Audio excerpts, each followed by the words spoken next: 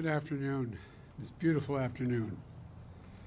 Next week, I'll be laying out the path ahead to continue our fight against COVID-19 to get us to July 4th.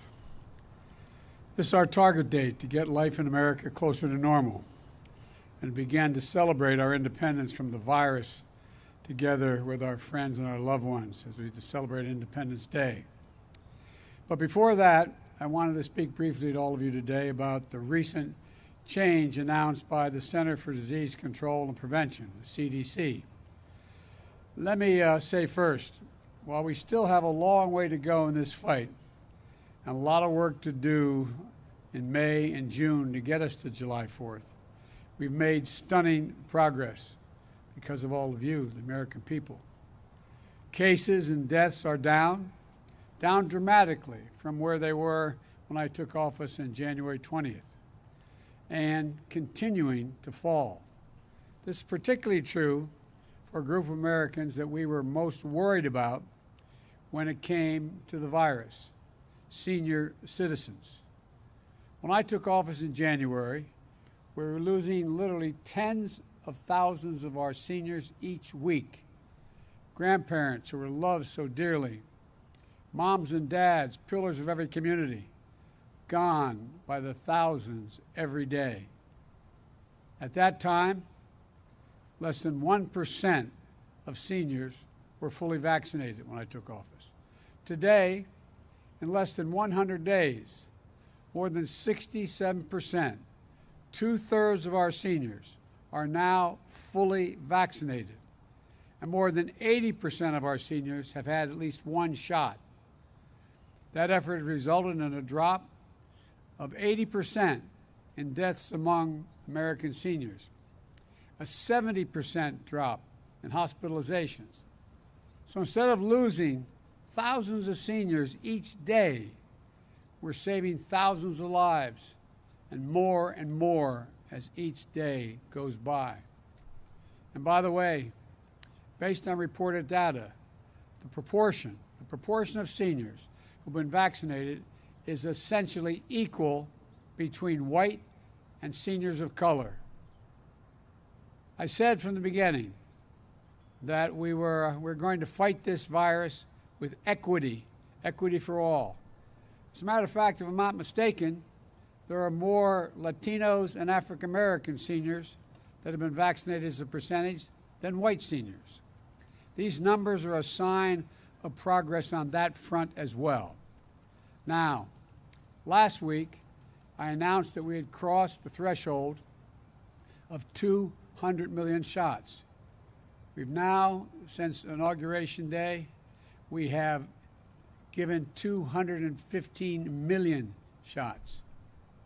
And that anyone 16 years of age or older is now eligible to get the vaccine now, today, immediately.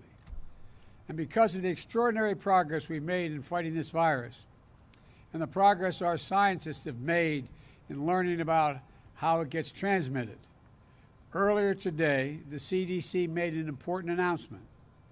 Starting today, if you're fully vaccinated and you're outdoors, you need, and not in a big crowd, you no longer need to wear a mask.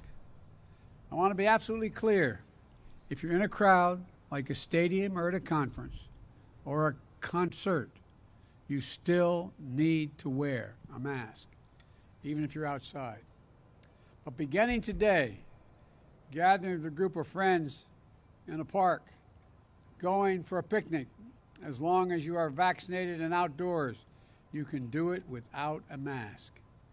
The CDC is able to make this announcement because our scientists are convinced by the data that the odds of getting or giving the virus to others is very, very low if you're both been fully vaccinated and out in the open air.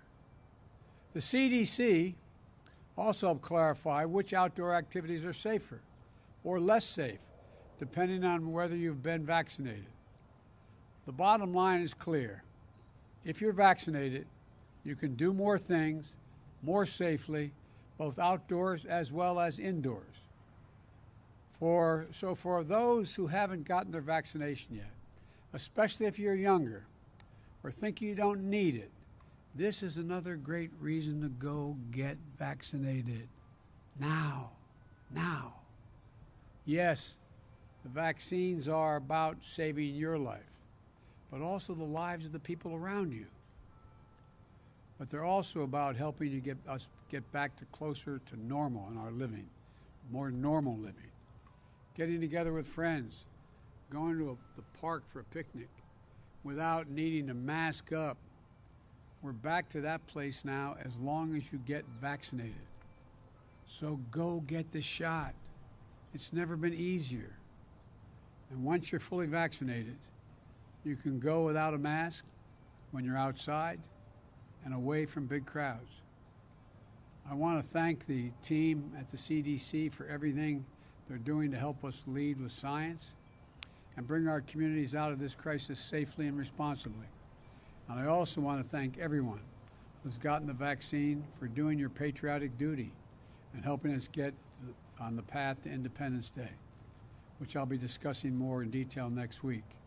In the meantime, I urge all Americans, don't let up now. Keep following the guidance. Go get your vaccination now.